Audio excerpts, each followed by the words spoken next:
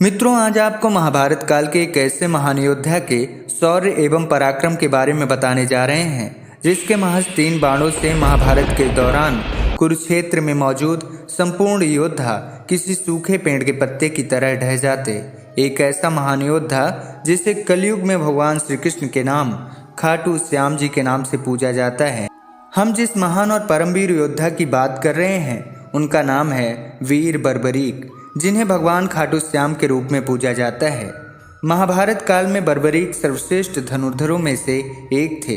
बर्बरीक के 3 बाण ही काफी थे जिससे वो संपूर्ण शत्रु सेना का सर्वनाश कर सकते थे। महाभारत युद्ध के मैदान में भीम पौत्र बर्बरीक दोनों खेमों के मध्य बिंदु एक पीपल के पेड़ के नीचे खड़े होकर ये घोषणा कर डाली कि वो उस पक्ष की ओर से युद्ध करेंगे जो इस युद्ध में हार रहा होगा।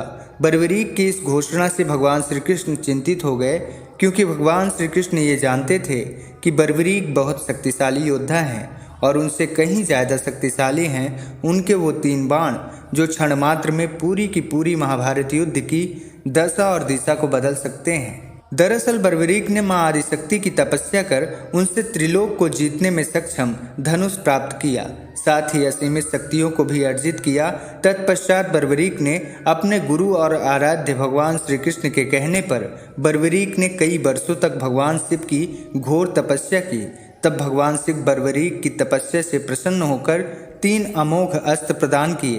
भीम के पौत्र बर्बरीक के समक्ष जब भगवान श्री कृष्ण उनको महाभारत युद्ध में भाग न लेने के लिए रोकने के लिए गए और बर्बरीक के बाणों की अद्भुत शक्ति को देखे तो स्वयं भगवान श्री कृष्ण अचंभित रह गए।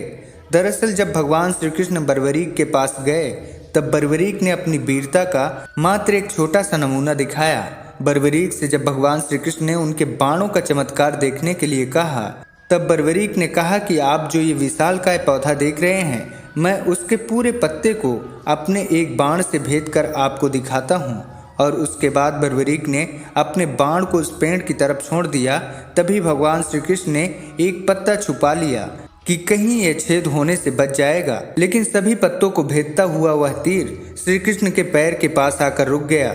तब बर्बरीक ने कहा, प्रभु आपके पैर के नीचे एक पत्ता दबा है, कृपया पैर हटा लीजिए, क्योंकि मैंने तीर को सिर्फ पत्तों को भेदने की आज्ञा दे रखी है, आपके पैर को नहीं। बर्बरीक के इस शौर्य को देखकर श्री कृष्ण चिंतित हो गए। श्री कृष्ण भली भांति बर्बरीक के शौर्य और पराक्रम से परिचित थे। भगवान श्री कृष्ण ये भी जानते थे कि बर्बरीक प्रतिज्ञावश हारने वाले पक्ष का साथ देगा। यदि कौरव हारते हुए नजर आए तो फिर पांडवों के लिए संकट खड़ा हो जाएगा। यदि फिर पांडव उसको हारते नजर आए तो फिर वह पांडव का साथ देगा। इस तरह वह महाभारत युद्ध में एक बड़ा संकट बन जाएगा।